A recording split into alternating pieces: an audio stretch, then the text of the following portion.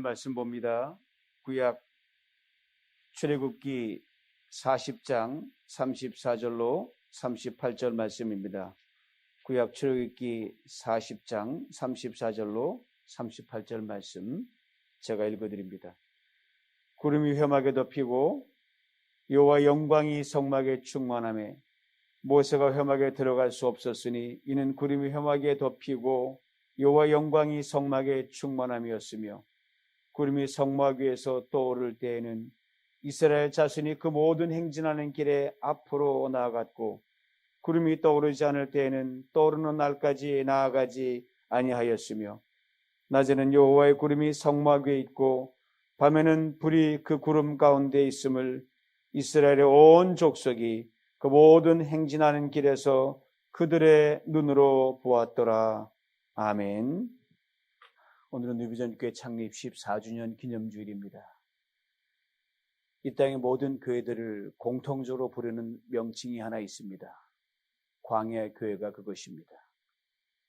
우리가 살아가는 인생길이 광야길이기에, 그리고 그리스도인이 모여서 하나님 예배하는 교회도 광야교회라고 부르는 것은 마땅합니다. 건물이 있건 없건 사람이 많든 적든 이 땅의 모든 교회는 광야교회입니다. 왜냐하면 교회는 사람이기 때문입니다. 그러면 교회를 부르는 공통의 명칭인 광야교회를 조금 더 부연 설명하면 이렇게 됩니다. 광야에 모인 사람들의 모임. 여기서 유래는 아주 먼 오랜 옛날로 거슬러 가서 이스라엘 백성들이 애굽을 나와서 광야길을 걸어갈 때 그 모임을 말합니다. 하나님이 애굽의 종살이던 이스라엘 백성을 불러내서 광야로 모이게 해서 그 광야에서 하나님을 예배하게 하신 것, 그게 바로 교회입니다. 광야의 교회입니다. 오늘의 모든 교회의 모체가 되는 그 모임입니다. 이후 무수한 세를 흐르면서 일단 수많은 광야 교회들이 세워졌고 그 연장선에 또 하나의 멋있는 광야 교회인 뉴비전 공동체가 여기 존재하고 있습니다. 지난 14년간의 세월을 돌아보니 약 4단계로 우리 뉴비전 광야교회가 나누어집니다. 제1단계가 오렌지 시대였습니다. 애너하임 구장 맞은편에 있는 오렌지시에 있는 인더스트리얼 공업용 지역에 있었는데 약 1년 8개월을 거기서 보냈습니다. 주소는 632 North Eckhoff Street, 오렌지 92868. 거리 이름이 지금도 어려워서 몇 번을 얘기해도 이름이 뭐냐고 묻고 거리를 묻고 스펠링을 불러줘야 받아 적으면 그때 끝이었습니다. 2단계 터스튼 시대였습니다. 터스튼에 위치한 레드 루터런 교회인데 10년 4개월을 거기서 있었고 13200 레드 애비뉴 터스튼입니다. 3단계는 팬데믹 때문에 인터넷 비대면 시대가 열렸습니다. 2020년 3월 22일부터 시작되어 2021년 7월 4일까지 각 가정에서 보낸 1년 6개월 기간이 바로 그것입니다. 교회 실질적 운영과 방송 송출을 위해 저희 집이 교회가 됐습니다. 23820 애니게스 드라이브 다이몬바 저희 집 주소입니다. 4단계는 포털라 성전 시대입니다. 어바인시에 위치한 포털라 커뮤니티 센터에서 2021년 7월 11일부터 시작되어 오늘에 이르고 있습니다. 900 도마토 스프링스 어바인. 저는 이 4단계를 하이브리드 성전 시대라고 부릅니다. 주일에 이렇게 성전에 대면에 예배드리고 토요일과 수요일은 인터넷 비대면 예배로 드리기 때문입니다. 이 4단계를 거치면서 뉴비전 공동체는 쉼없이 이동했습니다. 때론 같은 지역에서 예배를 드리면서도 장소를 4번씩 바꿔가며 예배를 이동하며 드렸습니다. 때론 공원으로 이동했고 때론 수양관으로 이동해 예배를 드리기도 했습니다. 이런 웃지 못할 에피소드가 있었어요. 2단계인 터스틴 성전 시대에서 1층 펠로우십에서 예배를 드리다가 지하 유솔로 예배를 옮겨서 드리게 됐습니다. 그의 사인판을 보고 몇 분이 방문하여 예배를 드리기로 찾아오셨습니다. 이분들이 지하 계단으로 내려오시면서 이런 말을 하시더라고요. 제가 직접 들었어요. 요즘 시대에도 지하에서 예배를 드리는 교회가 있나? 뭐 들어오시겠지 하고 저는 예배 인도하러 들어갔는데 이분들이 내려오시다가 발걸음을 돌려가지고 그냥 가버렸어요. 지금은 웃지만 그때는 사실 마음이 좀 아팠습니다. 성도 여러분, 광야교회의 가장 큰 특징이 뭔지 아십니까? 쉼 없이 이동하는 겁니다. 멈추었다가 또 이동하고 멈추었다가 또 이동하고 이걸 반복합니다. 이런 점에서 우리 교회는 정말 광야교회에 걸맞는 그런 지난 14년 세월을 걸어온 셈입니다. 특별히 지난 팬데믹 2년 동안은 더욱 그랬습니다. 때론 남모르게 많이 울었습니다. 때론 큰 낙심의 시간도 있었습니다. 때론 꽉 막힘이었습니다. 때론 말 못할 괴로움이었고요. 때론 가슴 아픈 헤어짐도 있었습니다. 때론 불러도 대답 없는 침묵이었습니다. 그러나 이것을 이길 수 있는 신령한 기쁨, 뿌리 깊은 소망, 잘 견딜 수 있는 인내를 하나님께서 시마다 때마다 기이하게 부어주셨습니다. 돌아보니 은혜였습니다. 축복이었습니다. 이 하나님께서 창립 14주년을 맞는 우리 뉴비전 공동체에게 바야흐로 더 큰 은혜와 더 큰 축복을 주시려고 하십니다. 오늘 본문이 이것에 대한 분명한 증거입니다. 하나님 이스라엘 백성들이 광야를 지나는 동안에 크게 두 가지를 허락하셨는데 10계명 돌판과 성막이 그것입니다. 큰 두 개의 선물을 하늘로부터 내려주셨습니다. 10계명을 담은 법궤가 성막의 가장 안쪽인 지성소에 있기 때문에 이 둘은 언제나 같이 갈 수밖에 없습니다. 이 둘이 지닌 공통적인 특징이 바로 이것입니다. 끊임없이 이동하고 끊임없이 움직입니다. 시편 119편 54절에 이런 귀한 말씀이 있습니다. 내가 나그네 된 집에서 주 율례들이 나의 노래가 되었나이다. 나그네 된 집이란 성막을 말합니다. 주의 율례란 10계명으로 대변되는 율법을 의미합니다. 인간은 태어나서부터 죽을 때까지 쉼 없이 움직이는 나그네 인생을 살아갑니다. 버리 나그네 인생 처음부터 끝까지 하나님께서 우리와 함께 이동하시고 함께 움직이면서 우리를 지키시고 보호해 주신다는 약속이 이 안에 담겨져 있습니다. 그러나 이 쉼없이 움직이는 광야 나그네 인생에서 하나님 유일하게 멈추라 명령하실 때가 있습니다. 바로 안식일, 주일, 무조건 멈춰야 됩니다. 왜요? 바로 그날은 내가 너의 주인이다. 내가 너 인생의 모든 것이다라는 인정하고 예배 드리는 시간이기 때문입니다. 여러분, 주일날 멈춰 예배 드리는 것이 바로 그것입니다. 주일을 가장 귀히 여기는 사람은 자손 대대로 말할 수 없는 축복을 받게 되어 있습니다. 출애굽기는 총 40장으로 되어 있는데 이 중 3분의 1가량이 성막에 관한 내용으로 꽉 들어차 있습니다. 성막이란 여러 다른 이름으로 성경에 나와 있는데 장막이라고도 부르고 증거막이라고도 부르고 성소라고도 부르기도 하고 하나님 집이라고 불리기도 하고 회막 또는 법궤가 있어서 법막이라고 불리고 그것이 오래돼서 성전의 이름이 바뀌고 오늘날 교회로 되고 바로 주님이 몸된 교회의 주인이 되시고 우리가 지금 하나님의 성령에 거하시는 성전 교회가 되어 다 여러분 한 분 한 분이 교회입니다. 성막에 관한 내용이 출애굽기 2번 나오는데 하나님과 성막을 어떻게 치워야 될지를 보여준 설계도를 주시는 장면이 한번 나오고요. 그리고 또 다른 장면은 그 설계대로 모세가 그대로 성막을 건설하는 그 대목 2번 등장합니다.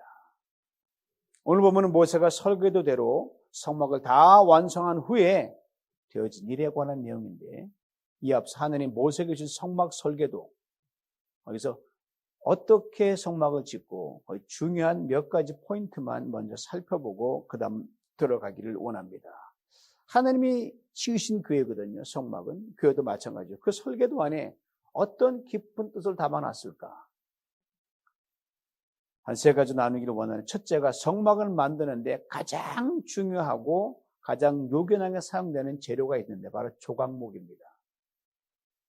조각목이라는 단어는 어떤 걸 조각조각 낸 나무가 아니라 중국어 성경을 통해 우리가 번역했기 때문에 중국어 성경에 이 아카시아 나무를 조각자라고 불러서 그걸 우리말 그대로 소리나는 대로 조각목이라고 옮겨서 그렇게 지어진 겁니다. 아카시아 나무입니다.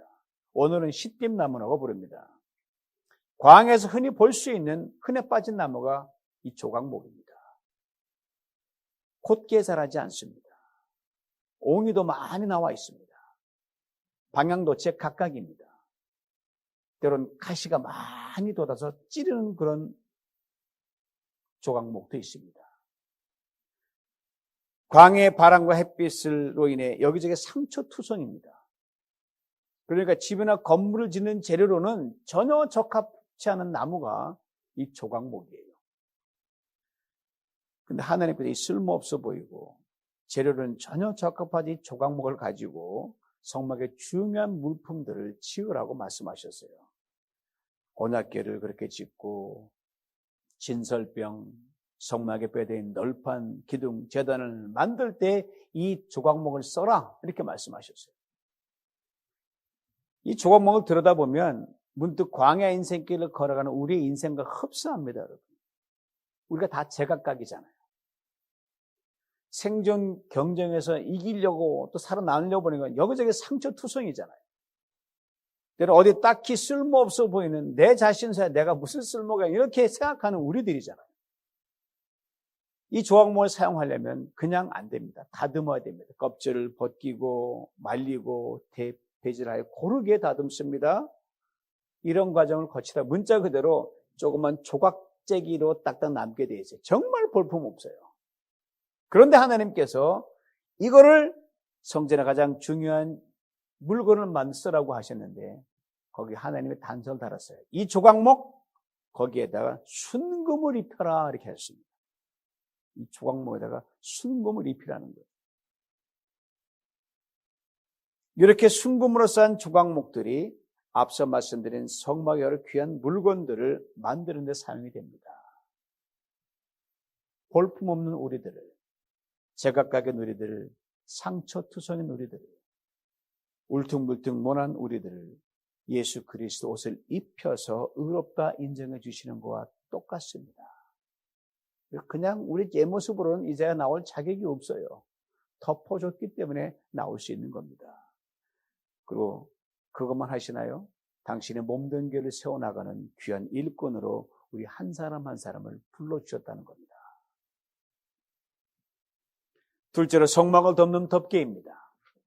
성막을 덮는 덮개는 모두 4겹으로 되어 있는데 맨 안쪽으로부터 시작해서 성막이 천정이 되는 그 4겹이 되어 있는데 맨 안쪽에 성막은 휘장이라고 그러는데 가장 정교하고 가장 아름다운 실로 꼬아서 만들었습니다. 가장 아름답습니다.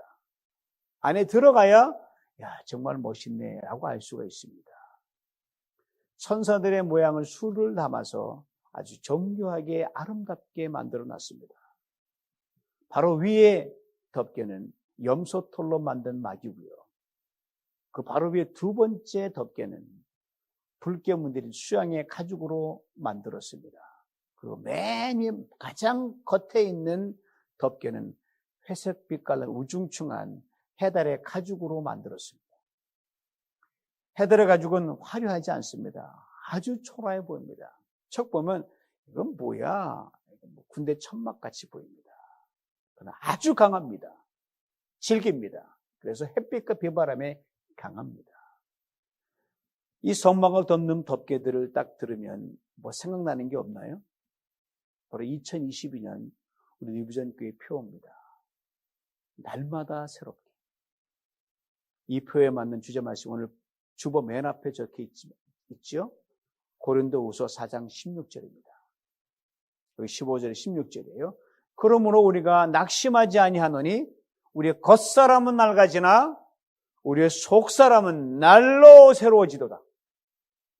그렇습니다. 하나님 예수 그리스도 안에서 우리의 속사람을 날마다 새롭게 빚어가십니다. 그럼 여러분 아침에 부부끼리 만나서도 굿모닝 하면서 늙었네 하지 말고 새로워졌네 이렇게 말씀하셔요. 맨 안쪽에 휘장의 화려함과 정교함이 바로 그것을 말해줍니다. 그리고 우리 낡아지는 겉사람과 더불어 우리 온갖 추하고 더러운 죄와 허물을 철저히 가려주시고 품어주시고 그 어떤 사단의 정죄 화살도 결코 우리를 뚫지 못하도록 확실하게 커버해 주십니다. 맨 바깥쪽 헤달의 가죽이 그것을 말해줍니다. 우리 하나님 정말 좋으신 하나님이십니다. 잘못은 철저히 가려주십니다. 조금 잘한 것은 자꾸 돋보이게 주셔서 천국에 들어갈 때 가장 깨끗하고 흠없고 완성된 모습으로 들어갈 수 있도록 날마다 새롭게 우리를 빚어주시기 때문입니다. 셋째, 성막 바닥입니다. 여러분 집을 짓거나 건물을 지을 때 언제나 가장 공을 들이는 게 뭐죠? 마감 공사입니다. 마감 공사 중에서 가장 신경 쓰는 게 바닥 공사예요. 바닥이 안 되면 그 준공 안 떨어집니다. 바닥을 어떤 재료로 마감하느냐에 따라 건물의 가치는 크게 달라집니다. 그렇다면 하나님께 친히 설계하신 성막의 바닥은 어떻게 마감되었을까요? 놀라지 마십시오. 마감 바닥을 위해 하나님께서는 아무런 말씀을 하지 않으셨습니다. 즉 성막 바닥 그냥 걸어가. 광야 그 자체가 성막 바닥입니다. 성막의 모든 구조는 하늘 열려 있습니다. 바닥은 광야 맨 땅입니다. 하나님의 깊은 뜻이 바로 여기에 있다는 것을 놓쳐서는 안 됩니다. 광야? 우리가 평생 걸어가야 할 삶의 자리들입니다. 그래서 교회도 광야에 있습니다. 광야는 인생의 모든 희노애락이 실시간으로 경험되어지는 곳입니다. 눈물이 있습니다. 아픔과 고통이 있습니다. 고난도 있습니다. 상처도 있습니다. 탄식도 있습니다. 넘어지고 흔들립니다. 무너지고 깨집니다. 실패하고 좌절합니다. 오미크론도 있습니다. 이 연장선에 죽음이 있습니다. 광야가 땅바닥이잖아요. 땅바닥 걸으면서 내가 언젠가 나그네 길을 마감할 때가 있구나. 이 인생의 끝이 있구나. 그걸 바라보라는 겁니다. 이것이 인생에 놓여있는 실상입니다. 이것이 교회가 놓여있는 실상입니다. 그래서 광야 인생입니다. 그래서 광야 교회입니다. 그러나 그 어떤 가림막이 없이 하나님께서 광야에서 직접 우리를 다이렉트하게 만나주시는 곳이 바로 광야입니다. 그리고 끝은 영광입니다. 이것을 깊이 깨달은 바울은 이렇게 멋지게 고백했습니다. 로마서 8장 18절입니다. 생각건대 현재 고난은 장차 우리가 나타날 영광과 좋게 비교할 수 없도다. 이것을 이렇게 살짝 바꿔봅니다. 생각건대 광야의 고난은 장차 우리가 경험할 영광과 좋게 비교할 수 없도다. 이 깊고 깊은 뜻이 담긴 성막의 설교들을 받은 모세가 드디어 성막을 짓고 완성합니다. 그 전 과정이 오늘 본문 앞장인 출애굽기 39장 12절부터 오늘 본문 직전인 출애굽기 40장 33절까지 쭉 이어집니다. 이 모든 과정을 누가 진두지휘했을까요? 설계들을 보고 직접 시공한 모세일까요? 이에 대해 성막 시공 전 과정을 설명하는 그 대목에서 가장 빈번하게 등장하는 구절을 이렇게 말해줍니다. 여호와께서 모세에게 명하신 대로 되니라. 이게 열 몇 번이나 등장합니다. 여호와께서 모세에게 명하신 대로 되니라. 그렇습니다. 성막의 전 과정 하나님이 주도하셨습니다. 그런데 그 모든 작업은 사람의 손을 빌어서 하셨습니다. 이게 기가 막힌 거예요. 좀 심하게 말하면 하나님 우리 없이는 아무 일도 못 하신다는 거예요. 창조주 하나님 피조물이 인간에게 모든 걸 자기 자신을 맡기셨어요. 강한 하나님이 약한 인간의 손에 자신을 맡기셨습니다. 무한한 하나님이 유한한 인간의 손에 자신을 맡기셨습니다. 이 성막의 절정이 바로 예수 그리스도 우리 주님이십니다. 죽기까지 죄인인 인간의 손에 당신을 맡기셨기 때문입니다. 그러므로 성막에 관한 말씀을 대할 때 우리가 깊이 생각할 것은 이것입니다. 하나님 우리를 얼마나 사랑하시는지, 하나님이 우리를 얼마나 믿으시는지, 하나님이 어디까지 당신을 맡기시는지, 이것을 깊이 깨닫고 깊이 알고 헤아리는 사람은요 절대로 불순종할 수가 없습니다. 순종으로 갈 수밖에 없습니다. 바로 모세, 하늘에게 맡기신 모든 일에 평생 순종했습니다. 이 모세에 대해 성경 히브리서 3장 5절 이렇게 증거합니다. 모세는 장래에 말할 것을 증언하기 위하여 하나님의 온 집에서 종으로 신실하였고, 하나님 앞에서 그리스도인 우리가 어떻게 삶을 살아갈까를 이처럼 분명하게 말씀해 주는 단락도 없습니다. 바로 종입니다. 우리가 바로 이 종의 자세만 그대로 유지하고 애를 쓴다면,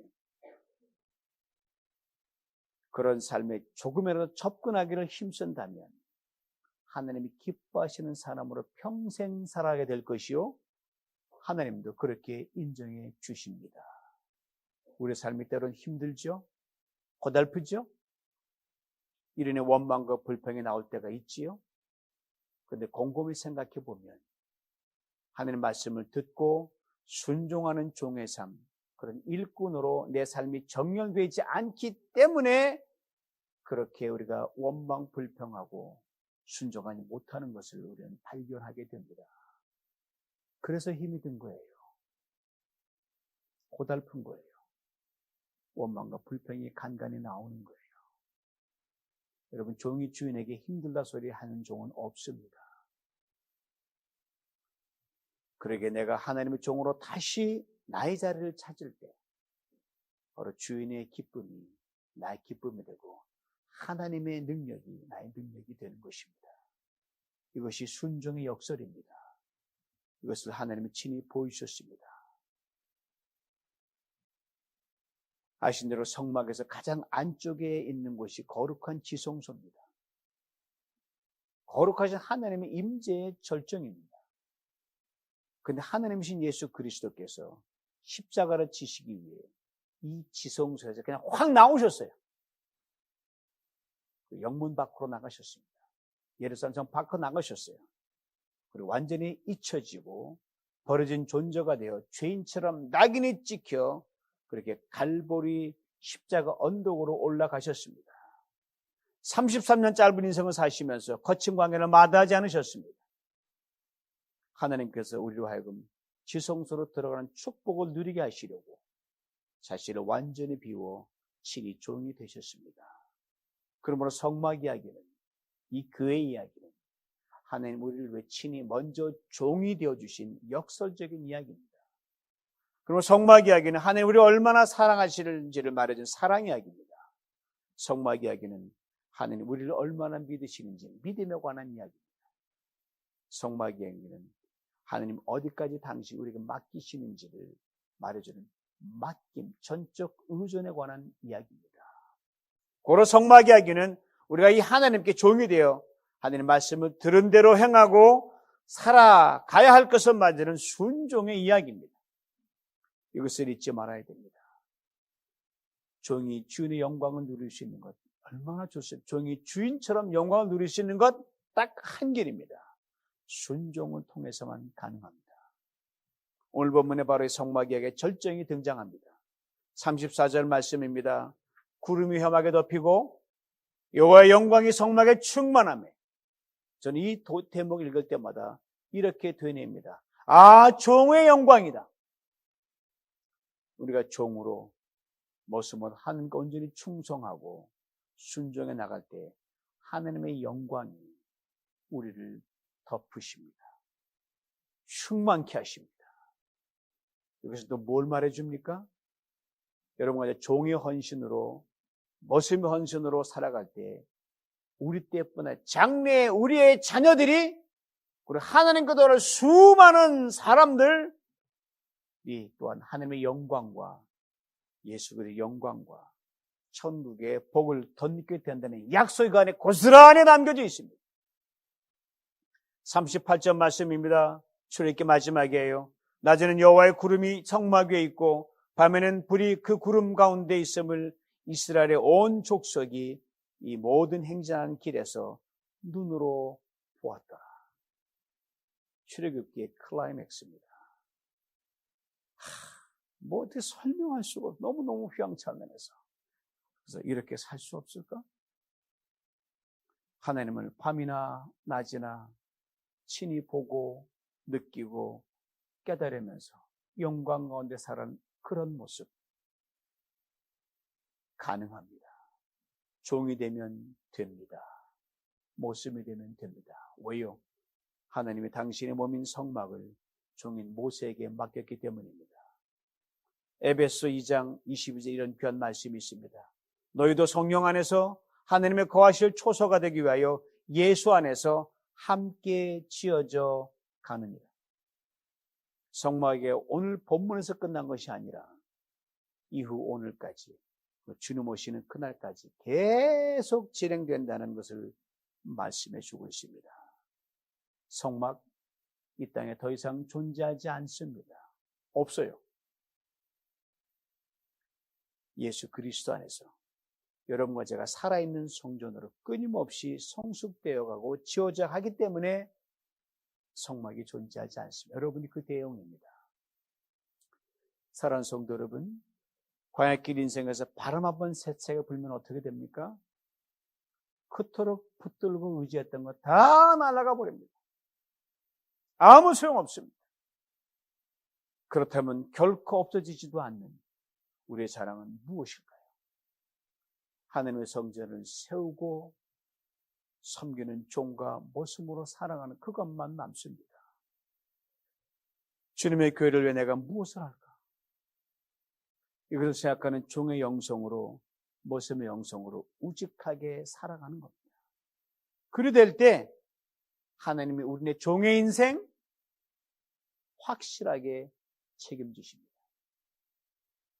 거친 광야 모래길을 걸어갈 때 기이하게 함께 하십니다. 아니, 삶의 한복판에 함께 계십니다. 기이하게 안전지대로 시험하다 때마다 옮기십니다. 만나와 메추라기를 내려주십니다. 반석에서 샘물 터져나오게 하십니다. 밤낮으로 시험하다 때마다 향하는 모든 인생의 길과 일에서 하나님의 영광을 친히 보게 하십니다. 광야의 척박한 땅을 딛고 살아갈 때 우리가 흘리는 눈물을 보십니다. 우리의 탄식을 들으십니다. 우리의 상처를 싸매주십니다. 우리의 아픔과 슬픔을 위로해 주십니다. 그리고 이런 가운데서도 하늘의 영광을 또 보게 하십니다. 이것이 바로 종의 영성으로 살아가는 광야 인생, 광야 교회 생활이 우리 가져야 역설적인 축복입니다. 고로 우리는 당당하게 이렇게 선포할 수 있습니다. 오늘 말씀의 제목입니다. 광야에서 하나님의 영광을 보리라. 누가? 내가? 우리가? 포톨라 성전에서 한 분도 빠짐없이 이 은혜를 받아 누리시길 간절히 원합니다. 사랑하는 성도 여러분, 창립 14주년한 숫자는 그냥 흘러간 14년의 숫자가 아니라는 것을 꼭 기억할 수 있으면 좋겠습니다. 왜냐하면 이 숫자와 기가 막히게 연상되는 사람이 있거든요. 야곱입니다. 그리고 그가 사랑하는 여인 라헬을 얻기 위해 외삼촌 라반의 집에서 종처럼 일한 14년의 시간입니다. 빈털털의 야곱이 이 14년의 시간이 지난 후 하나님께서 그에게 축복의 문을 열기 시작하셨습니다. 자녀의 축복과 재물의 축복이 그것입니다. 사랑하는 여인 야엘을 위해 야곱이 헌신했던 14년의 시간과 뉴비전 교회가 지나온 14년의 시간이 기가 막히게 딱 맞아 떨어집니다. 그러나 제게는 이유 있는 14년입니다. 부족하지만 우리 모두도 지난 14년 동안 주님의 교회를 사랑했고 주님의 교회를 위해 헌신했습니다. 하나님의 전적인 은혜였으면 물론 부인할 수가 없습니다. 그렇지만 하나님의 이 은혜로 성도들과 함께 광야의 시간을 함께 지나오면서 흘린 눈물과 땀의 수고가 있었습니다. 그러게 저는 분명히 기대합니다. 아니 믿습니다. 창립 14주년을 맞는 우리 뉴비전 공동체에게 2022년 하나님께서 축복의 문을 여시기 시작하는 놀라운 한 해가 될 것이라는 그것 말입니다. 양적인 축복이 그것이요, 재정적인 축복이 그것입니다. 이 축복을 오늘까지 주님의 교회를 위해 종으로 아낌없는 헌신을 다하며 충성히 오시 이 자리에 계신 성도님들과 함께 마음껏 누리고 싶습니다. 작년 10월에 저는 그 분명한 사인을 봤어요. 2021년 10월 어느 날 잠을 자는데 희한 꿈을 꿨어요. 제가 꿈을 잘 꾸는 체질이 아니거든요. 정말 귀한 꿈이었어요. 꿈에 야곱이 자기 12아들의 축복하던 장면이 생생하게 내 꿈에 펼쳐지는 거예요. 루벤, 시므온, 유다. 오늘까지 아무에게도 말하지 않았습니다. 저 아내에게도 처음 털어놓습니다. 얼마 뒤 기도 동산에 오르면서 이 꿈과 교회 창립 14주년의 퍼즐이 맞춰지면서 야곱의 14년 종살이로 이어졌습니다. 야곱의 축복, 우리 뉴비전 공동체와 성도 주신 건 분명한데 축복의 규모는 제가 모르겠어요. 어떤 규모로 줄지 하나님만 아실 겁니다. 크게 우리 교회와 성도님들을 축복할 줄 믿습니다. 은혜와 축복을 누리게 하시려고 하나님께서 친히 포털라 이 광야 성전 시대를 여셨습니다. 그리고 창립 14주년을 맞으며 우리 한 사람 한 사람에게 이렇게 말씀하십니다. 아무개야, 아무개 집사야, 아무개 부장, 아무개 장로, 윤 목사야. 나의 광야교회를 세우는데 종이 되어 나와 함께 광야길을 가자. 주님이 부르시며 우리 모두 이렇게 선포할 수 있기 원합니다. 우리가 광야에서 하나님의 영광을 보이라. 우리의 선포에 대한 응답입니다. 오늘 본문 마지막 38절을 우리의 버전으로 읽어드립니다. 낮에는 여호와의 구름이 뉴비전 교회 위에 있고 밤에는 불이 그 구름 가운데 있음을 뉴비전 교회 온 성도들이 그 모든 인생길에서 그들의 눈으로 보더라. 창립 14주년을 맞는 우리 모두에게 주님이 주시는 축복입니다. 내가 광야에서 하나님의 영광을 보리라. 우리가 광야에서 하나님의 영광을 보리라. 기도합니다. 주님 감사합니다. 야곱의 14년 세월을 수일처럼 보낸 것처럼 지나보니 수일처럼 훅 지나갔습니다. 좀 더 종으로 충성할 걸, 좀 더 사랑할 걸, 좀 더 아낌없이 하늘 앞에 물어볼 걸 스쳐가는 후회도 있지만 하나님의 말씀 앞에 다시 우리를 고추 세웁니다.